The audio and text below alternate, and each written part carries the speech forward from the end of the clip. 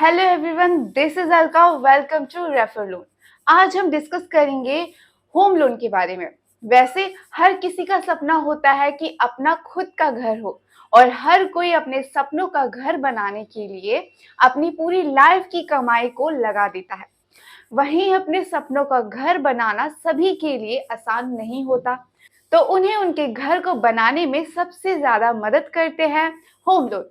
देखिए, home loan वो होता है जैसे आपको घर बनाना है लेकिन आपके पास उतना पैसा नहीं है, तो आप रेफर लोन के प्लेटफॉर्म से होम लोन के लिए अप्लाई कर सकते हैं।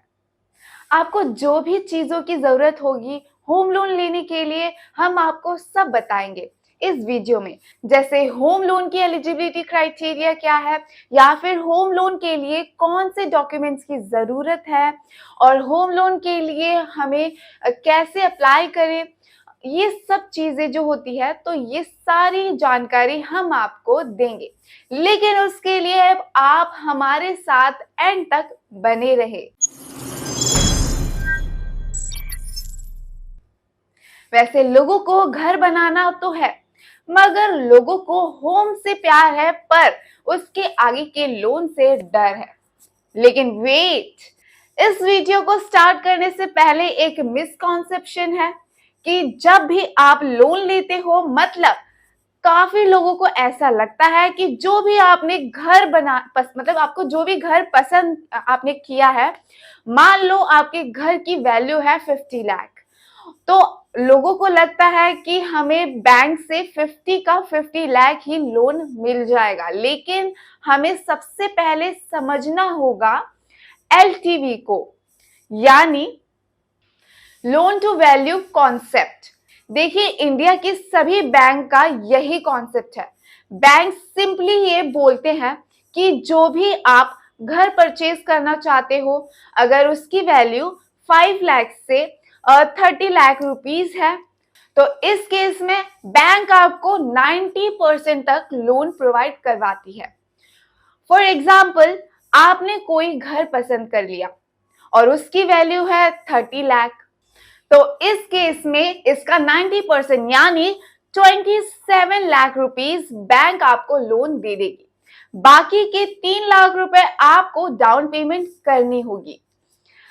इसके अलावा अगर आपका घर 30 लाख से 75 लाख के बीच में है, तो आपको बैंक 80% तक का लोन देगी और 20% आपको डाउन पेमेंट करनी होगी।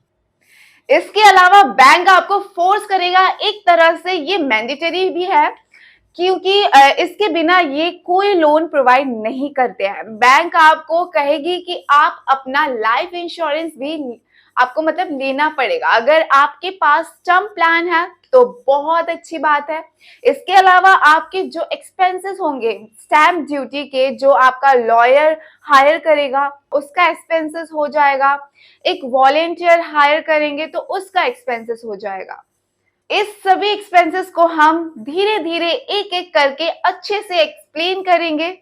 इसके बाद दूसरी चीज ये आती है कि जब भी आप बैंक से होम लोन लेने जाते हैं, तो आपको फिक्स्ड रेट ऑफ इंटरेस्ट पे लोन चाहिए या फिर फ्लोटिंग रेट ऑफ इंटरेस्ट पे लोन लेना है।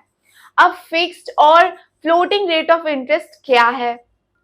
वैसे आपको हर बैंक में अलग अलग रेट ऑफ इंटरेस्ट देखने को मिलेंगे, लेकिन आज की डेट का स्टैंडर्ड रेट 8.5% है और इसके अलग अलग क्राइटेरिया होते हैं। जैसे आपका सिविल स्कोर 800 के आसपास है, तो आपके लिए होम लोन पे 8.5% का इंटरेस्ट लगेगा।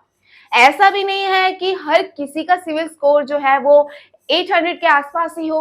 अगर आपका सिविल स्कोर 700 या 750 के आसपास है आपका सिविल स्कोर, तो आपको होम लोन पे 10 से 11% तक इंटरेस्ट रेट मिल सकता है। बट ये स्टार्ट 8.5% से हो रहा है, मगर ये डिपेंड करता है आपके सिविल स्कोर पे। चलिए अब हम समझते हैं कि फ्लोटिंग रेट ऑफ इंटरेस्ट क्या होता है। देखो, आज के डेट में जो भी होम लोन है ना, वो आरबीआई ने लिंक कर रखा है अपने यही external benchmark prime landing branch से, जिसे हम RLLR भी बोल देते हैं, यानी repo link landing rate. Simply शब्दों में समझे तो अगर आज आपको 10% पर होम लोन मिलता है और आपने कहा कि आपको फ्लोटर रेट ऑफ इंटरेस्ट से ये लोन चाहिए, तो कल को अगर आरबीआई ने अपनी रेपो रेट बढ़ा दी तो होम लोन का रेट ऑफ इंटरेस्ट बढ़ के 10% से सीधा 11% हो जाएगा और आपको 11% के हिसाब से ही ईएमआई पे करनी होगी। और अगर आरबीआई ने अपनी रेपो रेट घटा दी तो वो 9% हो सकता है या फिर 8% भी हो सकता है। वो जो भी होगा आपको उतने कम में ईएमआई पे करनी होगी। देखिए सिंपल सा कॉन्सेप्ट है, आपका जो होम लोन है वो रेपो रेट के साथ लिंक्ड है। रेपो रेट आप ये मान लो कि आरबीआई हर 2 महीने में अपनी मॉनेटरी पॉलिसी लाता है जिसमें वो रेपो रेट को बढ़ा भी सकता है, कम भी कर सकता है और सेम भी रख सकता है। आपका जो इंटरेस्ट रेट है वो रेपो रेट से सीधे सीधे जुड़ गया। अब समझते हैं फिक्स रेट ऑफ इंटरेस्ट के बारे में। आप मान लो कि आपका 10% इंटरेस्ट पे आपको होम लोन मिला है फिक्स रेट ऑफ इंटरेस्ट से पूरे 30 साल के लिए। फिर कल को उसके इंटरेस्ट रेट बढ़े या कम हो उससे आपको कोई फर्क नहीं पड़ता क्योंकि आपको तो उतना ही इंटरेस्ट पे करना है जितना आपने रखा था, यानी 10% से। तो आपको 10% से ही 30 साल तक आपके जो भी आपने लोन लिया था उसका ईएमआई आपको पे करना होगा। अब आप सोच रहे होंगे कि फिक्स रेट ऑफ इंटरेस्ट ही ठीक है, कहीं कल को पता लगा कि आरबीआई ने रेपो रेट बढ़ा दिया तो दिक्कत हो जाएगी। आपने अभी हाल फिलहाल में एक न्यूज देखी होगी कि पूरी दुनिया में इन्फ्लेशन हो रहा है। इस वजह से इंडिया में भी आरबीआई को रेपो रेट लगातार बढ़ाना पड़ा। अब बात आती है डॉक्यूमेंट्स की। अगर आप सेल्फ एम्प्लॉयड हो या सैलरीड पर्सन हो तो दोनों के लिए बैंक का अलग अलग डॉक्यूमेंट्स की रिक्वायरमेंट होती है। चलिए पहले हम जानते हैं कि सैलरीड पर्सन के डॉक्यूमेंट्स की नीड क्या होती है। Salary slip of last 3 month to 6 month, Form 16 and income tax return of last 2 to 3 years. Bank statements of last 6 months, identity proofs such as Aadhaar card, PAN card, passport and etc. Address proof such as electricity bill, telephone bill, etc. Telephone bill, etc. Property documents such as title deed, property agreement, etc. अब बात आती है self employed की। Business proof such as business registration certificate, business address proof, etc. Financial statement such as profit and loss statement, balance sheet, income tax return of last 2 to 3 years, etc. Bank statement of last 6 to 12 months. Identity proofs such as Aadhaar card, PAN card, passport and etc.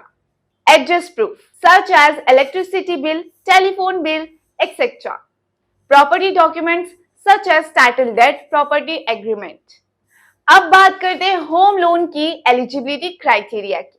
आपकी income, आपकी age, employment status, credit score, property value, आपके family के साथ सहयोग and etcetera, इन सब से decide किया जाता है। इसके लिए बैंक और फाइनेंशियली इंस्टीट्यूशंस कुछ क्राइटेरिया फॉलो करते हैं जिससे वो आपकी एलिजिबिलिटी को अंदाजा लगा सकते हैं। सैलरीड पर्सन की जो एलिजिबिलिटी है उसमें वो ये चेक करते हैं कि आपकी एज क्या है, मतलब आपकी एज 21 ईयर्स से 60 ईयर्स तक होनी मैंडेटरी है। आपकी इनकम, आपकी जो भी इनकम है वो मिनिमम 25,000 इन हैंड होना चाहिए। लेकिन इनकम की रिक्वायरमेंट बैंक और फाइनेंशियल इंस्टीट्यूशन के हिसाब से अलग अलग हो सकती है।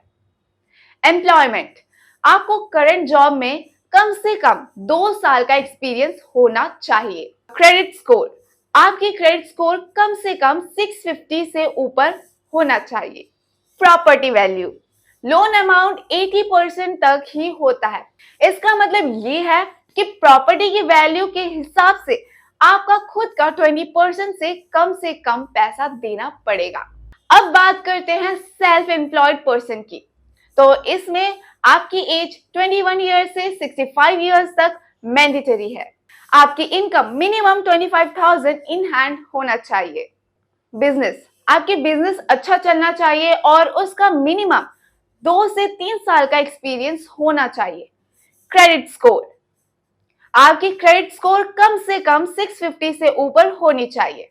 प्रॉपर्टी वैल्यू, लोन अमाउंट 80% तक ही होता है। इसका मतलब यह है कि प्रॉपर्टी वैल्यू के हिसाब से आपको खुद का 20% से कम पैसा देना पड़ेगा। देखिए, इसके बाद पहली चीज तो आपके मन में ये सवाल तो आया होगा कि होम लोन के लिए कहां से अप्लाई करें। तो आप रेफर लोन की वेबसाइट पे जाके होम लोन के लिए अप्लाई कर सकते हैं। इस प्लेटफॉर्म पे आपको कई बैंक्स और एनबीएफसी के ऑप्शंस दिख जाएंगे। रेफर लोन से अप्लाई करना बहुत इजी है, फुल ऑनलाइन प्रोसेस है। और ऐसी ही इंटरेस्टिंग वीडियोस के लिए आप हमारे चैनल को सब्सक्राइब कर सकते हैं, लाइक कर सकते हैं और शेयर भी कर सकते हैं।